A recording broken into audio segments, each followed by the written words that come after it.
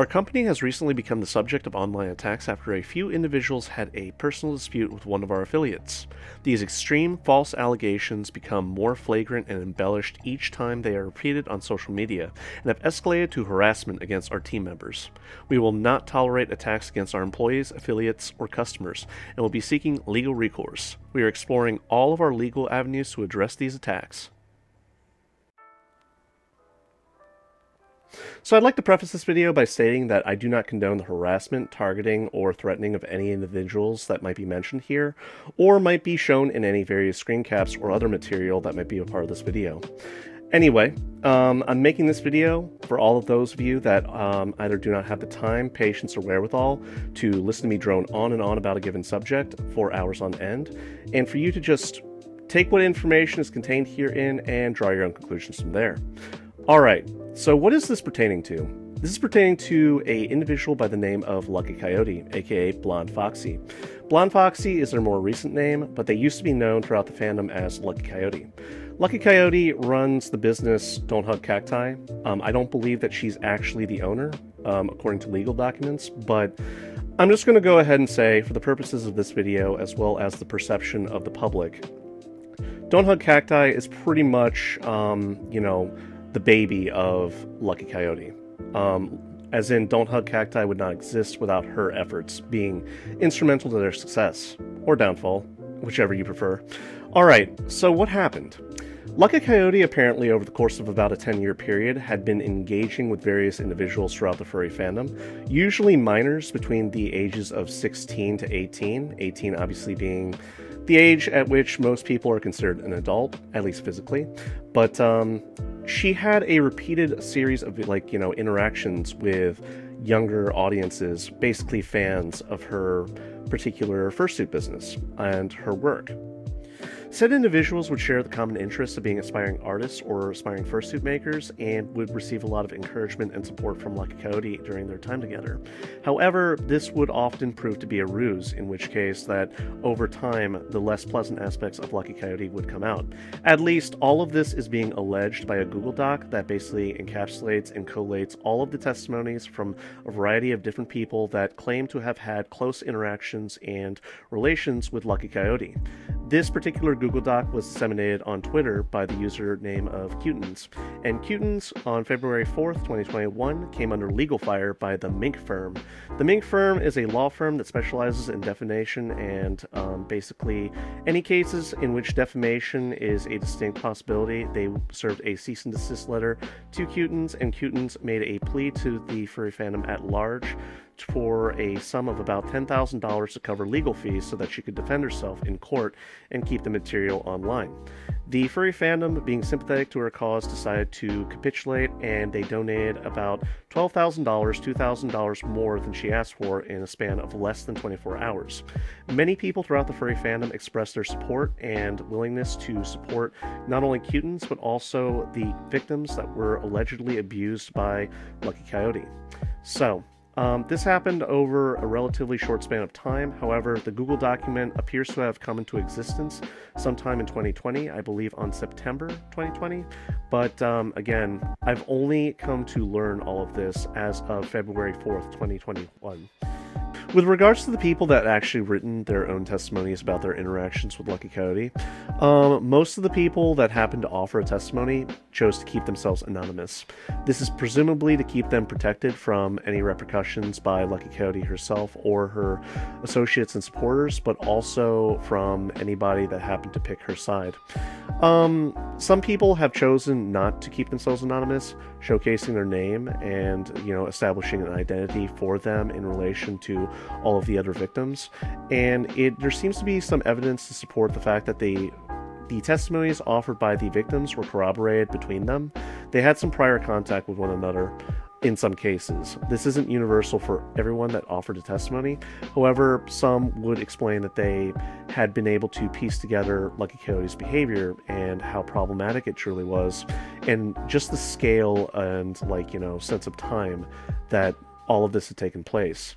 I say this because it's important to sort of establish how her pattern of behavior was received by other people versus oneself.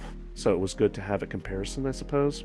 But at the same time, it's just truly unfortunate that so many people had to come under the emotional manipulation, abuse, and in some cases, sexual exploitation of minors.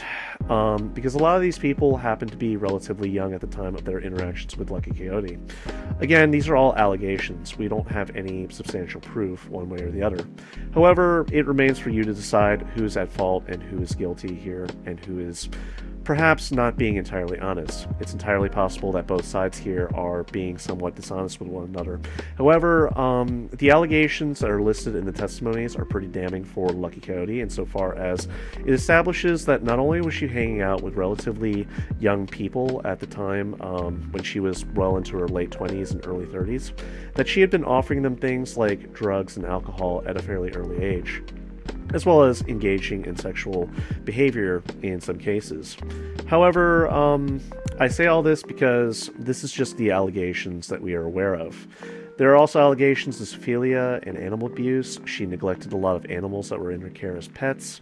However, again, this is all speculation and corroborated only by statements that she has made and contradictions that she has made to like other people, as well as the screen caps that are shared throughout the video.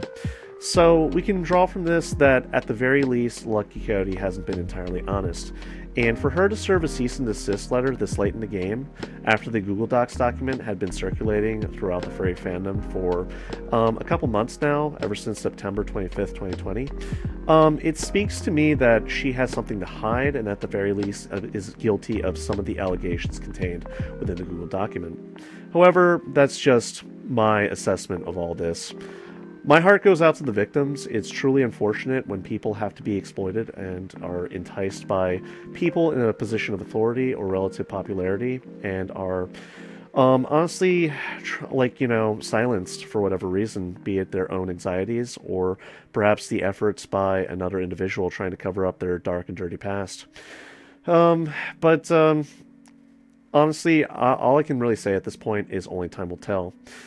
The court case, Blonde Foxy has expressed a willingness to take this to court, and I believe that the nature of the court case will probably be the taking down of the Google Docs post, and thereby whitewashing it from the internet. If this takes place, that will be truly unfortunate, but at the same time, I don't think it will, but you never know. Cutens, as far as I'm aware, has found legal advice and is seeking counsel and is preparing her legal defenses in case this does escalate. Blonde Foxy herself, on February 18th, 2021, had released a 25-minute video basically explaining her side of the story.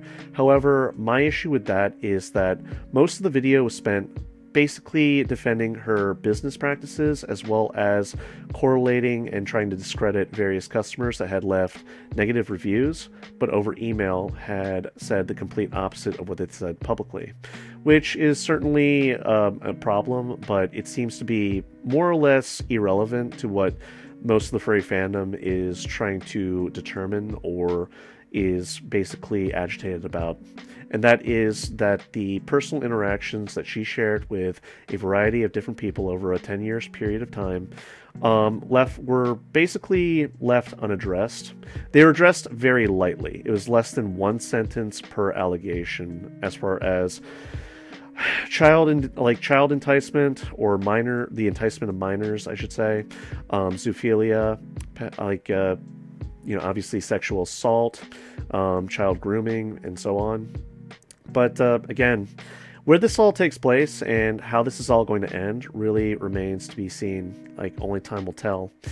And I will definitely keep on top of this and try to report back to you all if there are any further developments. I'm sort of glad I kept and reserved judgment up to this point because the video that was only released on February 18, 2021, it was the first time that Lucky Coyote had made a public statement on any social media platform for a long while, ever since the allegations first began. This isn't the first time that it happened in her career or her time in the furry fandom, but at the same time, it probably won't be the last. And I hope the victims can at least find some sense of solace that their stories are heard and that people are basically deciding on their validity by their own accord. Anyway, this TLDR condensed version of like events is getting very long, so I'm gonna go ahead and cut the video right here. I really appreciate you guys listening to what I had to say today, and hopefully this issue, I will definitely reach out to you all if I have any further developments on this case. There is a lot of material to go over, so stay tuned for the more extended version of the video as I know the events to be. So, till next time guys, take care and peace. I hope you all have a better one.